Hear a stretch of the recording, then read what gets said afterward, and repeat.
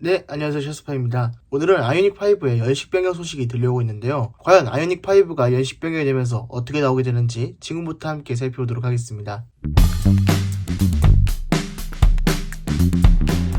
네, 일단 기존 아이오닉5 같은 경우에는 배터리가 72.6으로 EV6나 GV60의 77.4kW의 배터리에 비해서는 조금은 부족한 모습을 보여줬는데요. 이제 연식 변경이 되면서 새로운 아이오닉5가 77.4kWh의 배터리를 탑재한다고 합니다. 이런 배터리를 탑재했기 때문에 주행 가능 거리에도 5에서 7% 정도 영향을 미치게 될 것으로 보입니다. 기존의 아이오닉5 같은 경우에는 짧게 가는 주행 가능 거리가 4륜구동의 20인치 기준으로 370km, 19인치의 2륜구동 기준으로 대략 420km 정도로 갔는데 이제는 300km 후반대를 기록하게 되지 않을까 이런 생각이 듭니다. 기존 아이오닉5 같은 경우에는 배터리 때문에 주행거리가 많이 아쉬웠기 때문에 이런 변화가 꽤나 좋은 점으로 받아들여질 수도 있을 것 같습니다. 또한 올해 보조금 신청을 할 때 아이오닉5가 72.6kWh의 배터리를 탑재하고 그대로 인증을 받았는데요. 얼마 전 소음과 배출가스 시험에서 77.4kW의 배터리를 탑재한 아이오닉5가 인증을 새롭게 받았기 때문에 아마 이번 재고 물량만 털어내고 나면 새롭게 77.4kWh의 배터리가 탑재된 아이오닉5를 만나보게 될 수 있을 것으로 보입니다. 당연히 우리나라의 보조금 정책 역시도 그에 맞게 새롭게 업데이트될 것으로 보입니다. 또한 기존에는 아이오닉5가 뒷유리에 와이퍼가 없으니까 조금 시야가 안 좋아진다 이런 얘기가 있었거든요. 특히 비까지는 어느 정도 보여도 눈이 섞이고 염화칼슘이 뿌려진 도로를 달리다 보면